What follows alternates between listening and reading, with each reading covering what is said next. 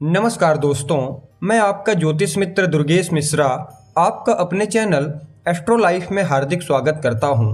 दोस्तों, आज का यह ज्योतिष का कार्यक्रम आप सभी मकर राशि वाले जातकों के लिए बहुत ही खास और विशेष कार्यक्रम होने वाला है, क्योंकि आज के इस वीडियो में हम बात करने वाले हैं देवताओं के गुरु कहे जाने वाले देवगुरु बृहस्पति के राशि परिवर्तन प्रभाव के बारे में। जी हाँ दोस्तों, 15 मई 2025 को देवगुरु बृहस्पति महापरिवर्तन करने जा रहे हैं, यानी वृषभ राशि से निकल करके मिथुन राशि में प्रवेश करने जा रहे हैं।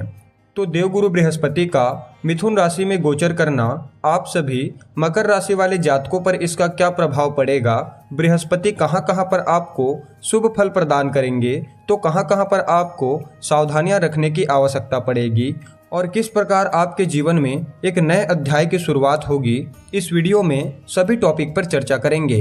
इसीलिए वीडियो में अंत तक जरूर बने रहिए और ध्यान से सुनते रहिए।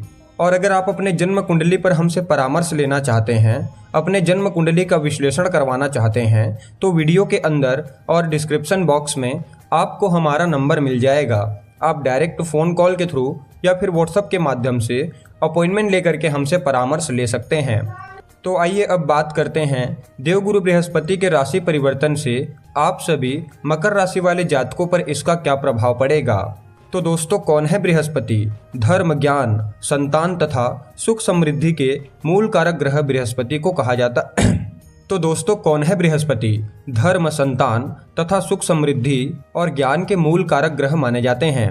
बृहस्पति अपने इन्हीं कारक तत्वों की वजह से हमारे जीवन के विभिन्न पहलुओं को नियंत्रित करते हैं। देवगुरु बृहस्पति एक ऐसे ग्रह हैं जो शनि के बाद सबसे धीमी गति से चलते हैं, यानी एक राशि में लगभग 12 से 13 महीने तक गोचर करते हैं। इसीलिए जब भी चर्चा आती है गोचर में बृहस्पति की, तो सदैव उनकी चर्चा वृहद रूप से की जाती है, चाहे जन्म कुंडली हो या फिर गोचर कुंडली। तो देखिए, बृहस्पति आपके 12वें भाव और तीसरे भाव के स्वामी बनकर के आपके छठे भाव में 15 मई को प्रवेश करने जा रहे हैं और 12 साल बाद यह परिवर्तन हो रहा है, क्योंकि कुंडली में 12 भाव होते हैं और पूरे 12 साल बाद आपके छठे स्थान में आ रहे हैं। और छठा स्थान जो होता है वह रोग, ऋण और शत्रु का होता है। साथ ही साथ कंपटीशन का विचार भी छठे स्थान से किया जाता है। और जब बृहस्पति छठे स्थान में आएंगे तो रोग, ऋण, शत्रु इन तीनों चीज़ों को कम करने का प्रयास करेंगे। हालांकि बृहस्पति जब छठे स्थान में आते हैं तो पेट से संबंधित समस्या देते हैं, तो खाने पीने पर आपको थोड़ा सा ध्यान रखने की आवश्यकता पड़ेगी। बाकी अगर कोई मेजर समस्या है तो उस समस्या को कम करने का प्रयास करेंगे। और किसी भी प्रकार से मानसिक परेशानी का सामना करना पड़ रहा है, चाहे कार्य क्षेत्र को लेकर के हो, शिक्षा को लेकर के हो, या किसी भी प्रकार से अगर आप मानसिक परेशानी का सामना कर रहे हैं, तो उस मानसिक परेशानी को बृहस्पति दूर करने में सबसे अहम भूमिका निभाएंगे। बाकी धन की दृष्टिकोण से भी समय को बड़ा ही श्रेष्ठ कहा जा सकता है। और साथ ही साथ धार्मिक क्रियाकलापों में, पूजा पाठ, अनुष्ठान इत्यादि चीज़ों में आपकी रुचि जागृत होगी। आप बढ़ चढ़ करके धार्मिक कृत्यों में हिस्सा लेंगे और दान पुण्य के कार्यों में भी आपका विशेष योगदान इस गोचर काल के दौरान देखा जा सकता है। आप जितना ज़्यादा अध्यात्म से जुड़े रहेंगे, धर्म के कार्यों से जुड़े रहेंगे, उतना ही ज़्यादा भौतिक सुख सुविधा आपके जीवन काल में देखने को मिलेगा। इस एक साल के अंदर अंदर आप अपने ऊपर, अपने आवश्यकताओं के ऊपर खर्च करते हुए देखे जाएंगे। वैसे तो कार्य क्षेत्र के दृष्टिकोण से अगर देखा जाए तो आपको हर क्षेत्र में सफलता की प्राप्ति होने वाली है, लेकिन अगर आप एडवाइज़र के रूप में कार्य करते हैं, सलाहकार के रूप में कार्य करते हैं, या फिर टूर ट्रेवलिंग का काम करते हैं, वकालत करते हैं, तो इस समय अवधि में आपको विशेष तौर पर मान सम्मान और पद प्रतिष्ठा की प्राप्ति होगी। या फिर अगर आपके पास कोई रोजगार नहीं है, लंबे समय से आप नौकरी की तलाश कर रहे हैं, चाहे गवर्नमेंट सेक्टर में हो या फिर प्राइवेट सेक्टर में हो, तो उससे संबंधित कोई शुभ समाचार आपको इस गोचर काल के दौरान प्राप्त हो सकता है। और कंपटीशन के क्षेत्र में, प्रतियोगिता के क्षेत्र में भी बृहस्पति विशेष सहयोग आपको प्रदान करेंगे, चाहे फिर शिक्षा के क्षेत्र में हो, बिजनेस व्यापार के क्षेत्र में हो या किसी भी क्षेत्र में हो। देवगुरु बृहस्पति की कृपा से आप अपने शत्रुओं से आगे निकल जाएंगे। और अगर देवगुरु बृहस्पति के दृष्टि प्रभाव की बात करें तो जैसा कि आप सब लोग जानते ही होंगे, देवगुरु बृहस्पति के पास 3 विशेष दृष्टियां हैं। जहां बैठते हैं वहां से 5वीं दृष्टि, 7वीं दृष्टि और 9वीं दृष्टि। तो छठे स्थान में बैठ करके उनकी जो 5वीं दृष्टि है वह 10वें स्थान पर, 7वीं दृष्टि 12वें स्थान पर और 9वीं दृष्टि दूसरे स्थान पर पड़ रही है। तो जहां एक तरफ आपके कार्य क्षेत्र में आपको मान सम्मान, पद प्रतिष्ठा की प्राप्ति होगी, तो वहीं दूसरी तरफ आपके काम करने की जो क्वालिटी होगी उसमें निखार देखने को मिलेगा। पिता का सुख भी इस गोचर काल के दौरान आपको प्राप्त होने वाला है। पिता का सपोर्ट भी, पिता से लाभ, और पिता के साथ अगर रिलेशनशिप पहले खराब चल रहे थे तो अब आपके रिलेशन में बहुत अच्छी मधुरता देखी जाएगी।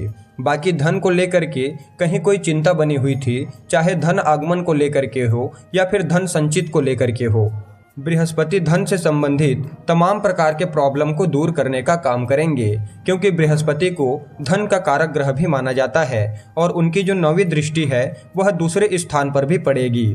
तो कहीं न कहीं धन से रिलेटेड परेशानियों को कम करने का काम करेंगे। आपकी वाणी प्रभावशाली रहेगी। आप अपने वाणी के प्रभावशीलता के चलते, अपने पर्सनालिटी के चलते लोगों को अपनी तरफ आकर्षित कर पाने में सफल रहेंगे। हर व्यक्ति आपकी बात सुनेगा, आपका कहना मानेगा। आपके कुटुंब परिवार के मध्य भी आपसी तालमेल बेहतर नजर आ रहे हैं। पहले के मुकाबले रिश्तों में विश्वास की भावना, प्रेम की भावना जागृत होती हुई दिखाई दे रही है। इस गोचर काल के दौरान छोटी छोटी यात्राएं तो आपकी होती रहेगी, लेकिन विदेश से संबंधित अगर आपका कोई काम है, चाहे आप विदेशी गतिविधियों के साथ जुड़ करके कोई काम कारोबार करते हैं, बिजनेस व्यापार करते हैं, तो वहां से आपको लाभ के एक नहीं बल्कि अनेकों अवसर प्राप्त होंगे। और जो जातक विदेश जाकर के नौकरी वगैरह करना चाहते हैं या फिर पढ़ाई करने के लिए विदेश जाना चाहते हैं, तो उन्हें विदेश जाने का मौका भी इस गोचर काल के दौरान मिलने वाला है।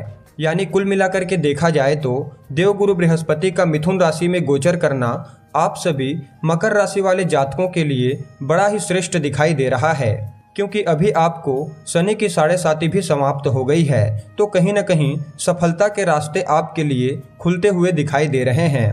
पूर्व में किए गए मेहनत का फल आपको अब प्राप्त होने वाला है। यानी यूँ समझ लीजिए कि बृहस्पति अब आपके जीवन को संवारने का काम करेंगे।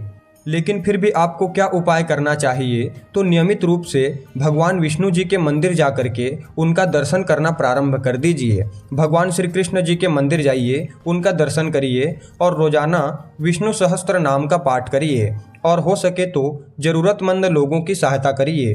यह आपके लिए बहुत ही श्रेष्ठ रहेगा। तो मित्रों, आज की वीडियो में बस इतना ही। फिर मिलते हैं किसी अन्य कार्यक्रम में। तब तक के लिए नमस्कार। जय श्री कृष्णा। राधे राधे।